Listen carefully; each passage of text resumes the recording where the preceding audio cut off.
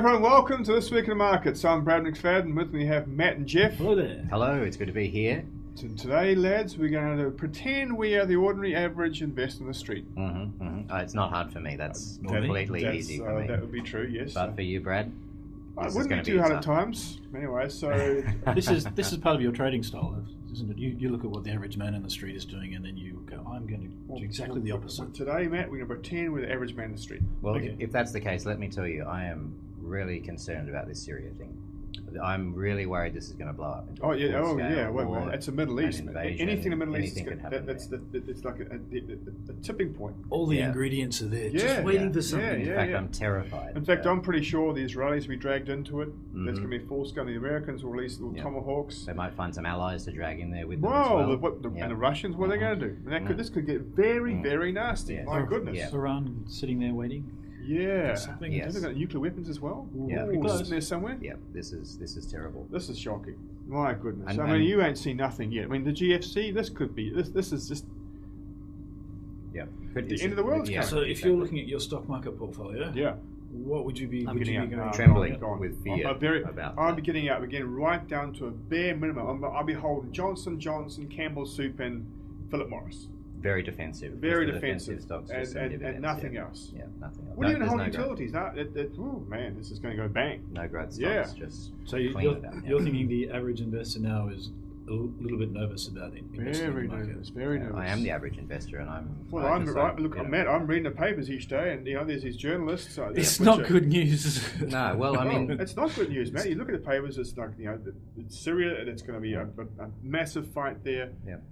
And look, these journalists are very well respected. Very switched on.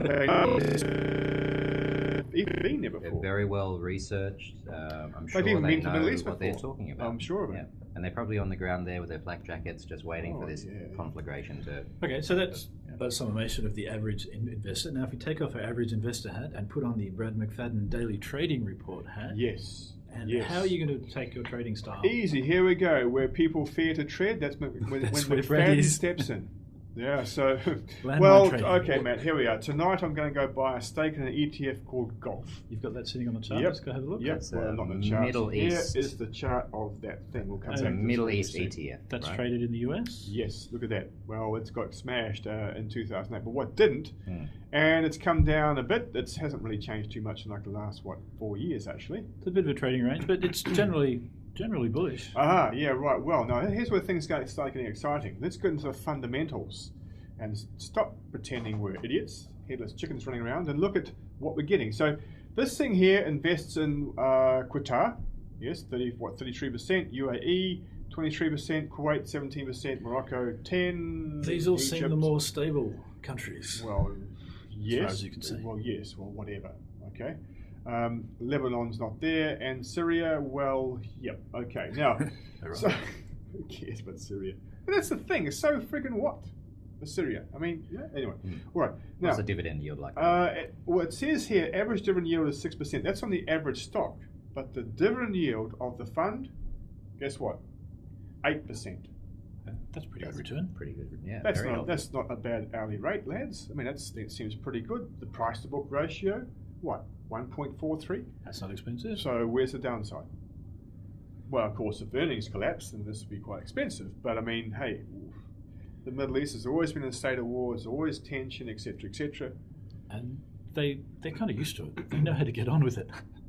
Yeah, and you know what? Because there always has been tension, there's actually stability. Yeah, it comes. It's this whole Nassim Taleb, fragility, anti-fragility thing. I think there's a lot of stability in the Middle East. All the tension keeps stability. Yeah, funny that, isn't it? So all right. One for a small portion of the portfolio? Yeah, look, half the portfolio? I would say the whole portfolio, bang on black. No, seriously. This would be a fantastic investment, say, 5% holding? Yeah? If one's long-term portfolio. So there's like the retirement long-term. Yeah. One's pension fund type portfolio. When you're holding it for 3 or 4 years to expiry. Not expiry until you expire. No, 3 or 4 years out, that's the time frame. Yeah. Okay. Yeah. We know you. Well, yes, maybe. All right, so there we go. Are you going into that tonight? What? Judging by actions, not words, Matt. So Brad will be buying that tonight. Exactly. I feel really foolish now that I closed my trading account and sold all my stocks. That's okay, Brad. You probably did. I didn't. I didn't. All right, so there we are. So there we have it. We're going to invest in the ETF Golf tonight. Now, the value lies in where people dare to tread. If you go around the world looking for what everyone else is invested in, you aren't going to find too much opportunity there. In fact, you can probably just find downside.